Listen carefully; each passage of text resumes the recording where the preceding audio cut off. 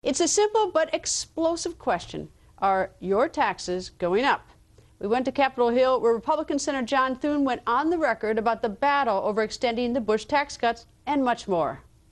Senator, nice to see you, sir. Nice to see you, Greta. Well, you just said a vote, don't ask, don't tell, went down? Correct. This was a cloture vote, which in procedural terms, in layman's terms, it was basically a motion to get the bill on the floor. We were able to get the number of votes that was necessary to prevent that. What they're trying to do with the defense authorization bill is loaded up with a lot of unrelated things, one of which is the DREAM Act. Another issue is don't ask, don't tell, all of which I think are designed to spike turnout for Democrats on Election Day and don't have anything to do with the underlying bill, which is the legislation that provides the funding that we need for our men and women who are in uniform. Well, you raised the fact that the DREAM Act and don't ask, don't tell, well, we're obviously very close to the midterm elections, and we've also got the problem, and the reason that I originally came to talk to you about was the extension of the Bush tax cuts, and we knew that all these things were going to happen about now. How did the Democrats, not to make you argue for the Democrats, how did they explain to us that it's not political since it's being done right before election? Well, obviously we need to do a defense authorization bill, but it's hard to say with a straight face that this isn't politically motivated when you look at where we are relative to the election and how just incredibly fraught with political implication these types of amendments are. Now, what's interesting about it is the defense authorization bill, which contains a lot of things that are national security related, would not be open to amendment on national security related issues because Senator Reid did what they call filling the amendment tree, which essentially is making it impossible for Republicans who want to offer defense-related amendments to offer those amendments. So it's all sort of inside baseball here in Washington, but the short of it is they wanted to have a debate about things that they thought would be good for them politically going into the midterm elections and are preventing a debate on the substance of the biggest national security bill that we deal with every year. All right, so I understand. One of the issues, don't ask, don't tell, you for it or against it? Well, to getting rid of it? I'm obvious that I think we ought to let the military conduct the study, and that's really what was supposed to happen. The military was going to consult with all the commanders, the troops in the field, and get their assessment of this before they move forward. I think that's really important. I mean, this is a very significant change, and obviously it affects morale, it affects cohesiveness, and all the service chiefs today have weighed in against this process that they're trying to use here in the Senate right now, and in favor of allowing this study to be completed before they move forward with any kind of a decision about that. All right, so it's not even a question of whether it's good or bad or indifferent, but it's a question of how do we arrive to have the discussion. The process is really what people are fighting about right now. It's important that military families be consulted and that the commanders in the field be consulted.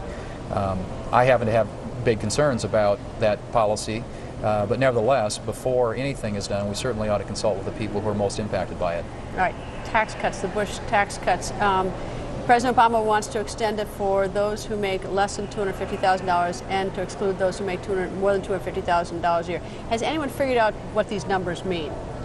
Well, I think in the real world, obviously, what the $250,000 for couples and $200,000 for individuals means is there are going to be a significant number of people that are going to be paying higher income tax rates, many of whom are small businesses. Now, the Democrat argument is only 3% of small businesses pay at those top two rates, but 3% does represent 750,000 small businesses. And 50%, we're told by the Congressional Budget Office, of all small business income is taxed at those two top marginal income tax rates. So you're going to have a lot of small businesses that are going to be faced with higher taxes at a time when we are asking small businesses to help get us out of this recession and create jobs. Would it make any difference? And I know there's a huge debate whether it's fair to ask more of different people, whether they make a lot of money or little money percentage-wise. But what about raising it to, like, instead of $250,000 threshold, a higher threshold, make it a $2 million threshold? Would that make any difference in the debate? I suspect maybe at some point that may be something that they'll entertain doing, but I think right now what we understand the debate to be about is the $250,000 threshold. And again, that impacts an awful lot of small businesses who are the job creators, the economic engine in our society. And so it doesn't make sense to me that you would want to raise taxes on the very people that you are asking to go out there and invest and create jobs, and that's essentially what we would be doing. But the interesting aspect, I think, at least for the taxpayers, that there really isn't any sort of debate or discussion or negotiation going on in Washington. It's basically take it or leave it, whether you're Republican or Democrat. There doesn't seem to be much talk between the two sides. I think that there is a big divide also in the country right now about the size of government, about spending, about taxation.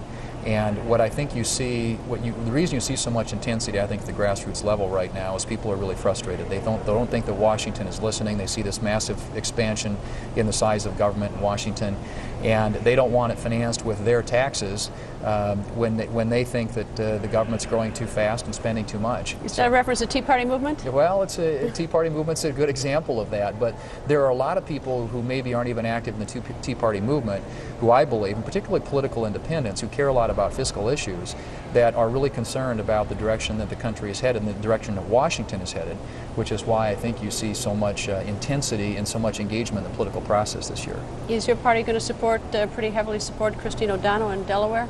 I think everybody has rallied behind her. She's our nominee. You know, obviously there was a spirited primary up there, and the voters, you always trust the voters. The voters decided, and now we'll get behind our nominee and do everything we can to help her get elected in November. Interesting times, isn't it? They certainly are. It's fascinating what's going on in politics. Yes, it is. Thank you, sir.